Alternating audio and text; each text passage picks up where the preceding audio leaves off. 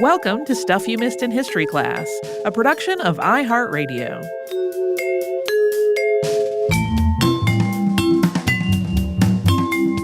Happy Friday, everybody. I'm Holly Fry. And I'm Tracy V. Wilson. Tracy, we met at a time when we were both doing costumey things. We sure did. So this one makes all the sense on earth to me. Do you remember, though? I'm not sure how involved. I know you were involved a lot with a local costuming group here in Atlanta, but I have for a long time been involved with a lot of costuming message boards. And do you remember when the term cosplay in lieu of costuming got brought up in fan groups and like the massive debates and arguments over it? Yes. Most of the debates that I recall were about whether there was a difference between costuming and cosplay. And there was an argument that if you were in cosplay, you were role-playing as a character, not just wearing a costume. Correct. That came up a lot. And I think a lot of it, too, was an old guard thing, right? People that had been in it for a long time doing, like, you know, whatever fan groupy costuming. There was also a tendency to see cosplay as a largely anime thing and not other more mainstream pop culture things.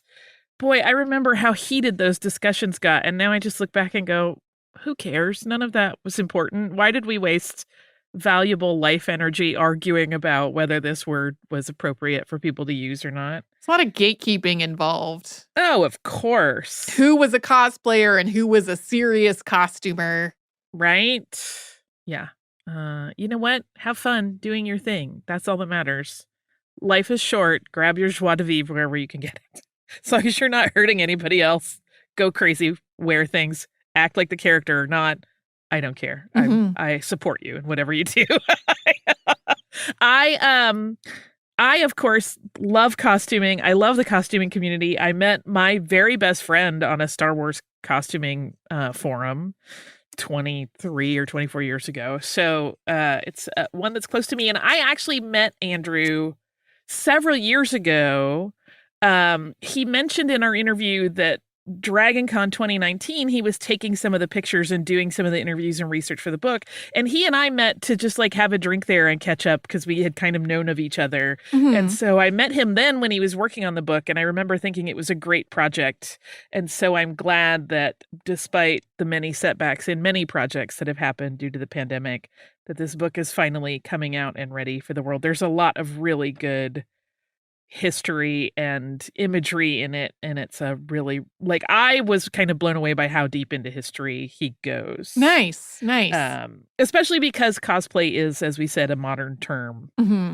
I at first was like, I would love to have you on the show, but I really need to read the galley first and make sure this actually feels like a natural fit. And it really does. That Jules Verne's party that he talked about, I was obsessed with when I was reading that chapter. So nice.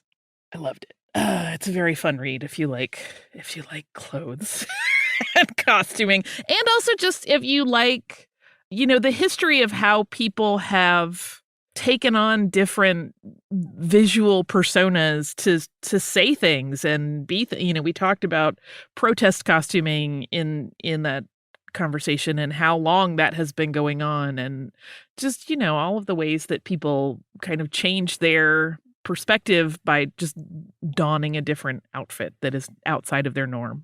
I love all of that stuff. I love the psychology of it. I love the workmanship that goes into it. I love, you know, I'm a clothes horse, let's be honest.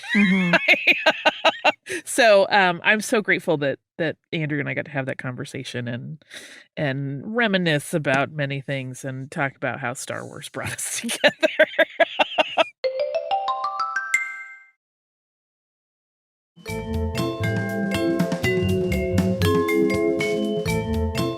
We talked about Mother Rebecca Cox Jackson this week and the community of predominantly Black Shakers that she established in Philadelphia, which is not a place that you would normally think of there being like a Shaker village.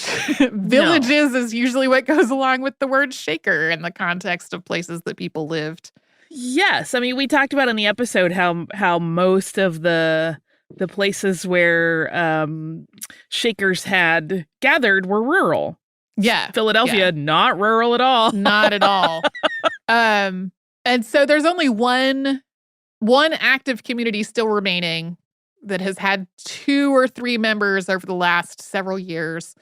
A lot of the other places that used to be active Shaker communities are now Shaker museums. There are several Shaker museums scattered around the U.S. that folks can go to. There is also a museum at this one that is still active in Maine, although I'm assuming because of COVID, the museum is not currently open. One of the interesting things that I found about Rebecca Cox Jackson is that she wrote so much about dreams that she would have and visions that she would have and these experiences that she would have that to her were just like intrinsically holy and involved hearing something she felt directly from God. And all of that is incredibly personal, right? But at the same time, they weren't like they weren't written about. She didn't write about them in an introspective way, so we like don't necessarily know what her feelings were on things or like what thought process led her to make particular decisions. It was sort of like, I had this vision and this is what I decided to do. So people who have written about her have had to kind of speculate about, why did she decide to do this one particular thing? And one of the sources of speculation is that, as we said, the Shakers had as a core belief that people were equal. So this included racial equality. At the same time, though, Shakers in the 19th century did not really conceive of themselves as like citizens of the United States. So things that were legal matters or matters of citizenship within the United States, like slavery was something that Shakers objected to on moral and ethical grounds, but there wasn't like an outwardly facing, we have to go get slavery abolished. Like that wasn't really part of the worldview that was going on. And so there's been this speculation that maybe one of the reasons that Rebecca Cox Jackson wanted to leave and be somewhere else that she could do more direct outreach was so that she could have more direct influence and impact on these kinds of things that were seen as like more mundane, non-spiritual matters that most of the Shaker community would not have been personally involved in. Right. It's like the difference between belief and activism. Right. Yeah. Right. There was a core belief that everyone was equal, with the caveat that Shakers, like everyone else, had been raised in the same society that everyone else had been raised in, which was a racist society. So surely there would have been people who still had implicit biases and, attitudes that they maybe needed to re-examine for themselves. But like there's a difference between that and actively saying, okay, we have got to work to abolish slavery for the rest of the country. Yeah. I will say that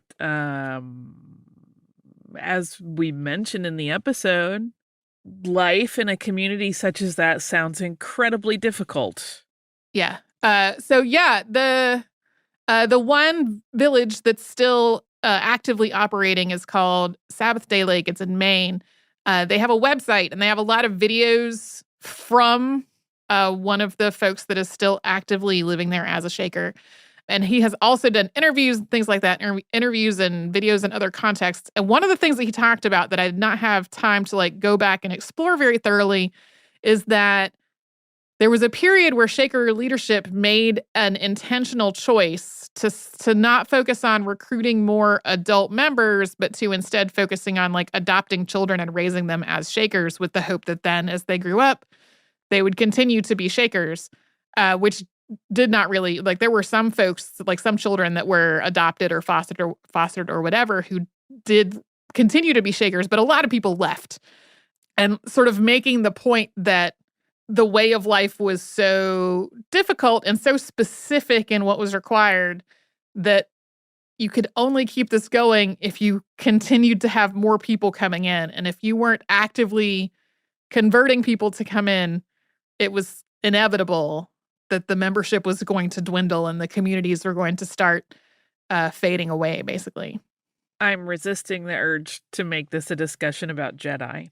Um, Now that you mention it, I can see that parallel. There's some parallels for sure. Yeah, I think the way of life definitely, I'm sure, sounds as alien to many of our listeners as it does to me. And I don't mean that to sound pejorative, but it just sounds so completely different from the way most of us live our lives that it's very hard to parse and imagine oneself living in that manner. So I kind of could just sit here marveling. I also, for the record, could not live as a Jedi. So, it's right. Sure. aside from having no force abilities. Yeah. But it's fascinating to me. There's part of me that's like, but if you recognize that there is an inherent lead towards your membership falling back in numbers, are you sure that is what a divine being would want? Right. But that is my ignorant self-talking, so I have no idea. I have difficulty imagining a life other than my own, apparently. I think all of us have that to at least some extent. As I was researching this and I was reading some of her writings, she reminded me in a lot of ways of some of the medieval religious women that we have talked about on the show, like Christian mystics from the medieval period. I felt like they had some parallels there. Oh, yeah. I did not do this on purpose, but when we were in Italy, there was this little church in this little medieval town that we went to that had all this artwork. And there was monuments to a young woman who had died during the medieval period. And there was a little pamphlet about her. And I started reading it. And it was, it started off talking about how she had been very devout and she was very beloved by her community. And then she became very ill. And I had this moment where I was like, oh, I'm about to learn about a like very obscure mystic in that same prioress tradition. And then it turned out that it was a much more straightforward and sad story. She became very ill and then she died. So that was sort of the end of the story. Then, her memory became the thing that people connected to this. And I was like, oh, I had hoped to have another article or another podcast to research along those lines. Oops, I don't. And then I got home and was looking for something that was not related to Italy at all because I had just written the Marino Faliero episode and stumbled onto this name somewhere and then was like, oh, this by total coincidence winds up being sort of some of the things that my brain had been mulling over while we were in Italy. I was not able to read every single passage from her writings while I was working on this because there are quite a lot of them, but I still have that book from the library. Usually when we get to the end of an episode, the thing does not get unless we do our QA step on the episode and I'm like, uh-oh, I think I messed something up. I got to go look that up. I don't return to the subject matter. But in this case, I think I might continue reading the things that she wrote in her journals and in Rebecca Perot's journals, just because I find them interesting. They are very different from my own experience in the world, and I'm glad she wrote them all down. If you would like to send us a note, we're at historypodcast@iheartradio.com, and this is Friday, so whatever's happening on your weekend, hope it's good. And then we'll be back Saturday with a Saturday Classic, and then next week with brand new episodes.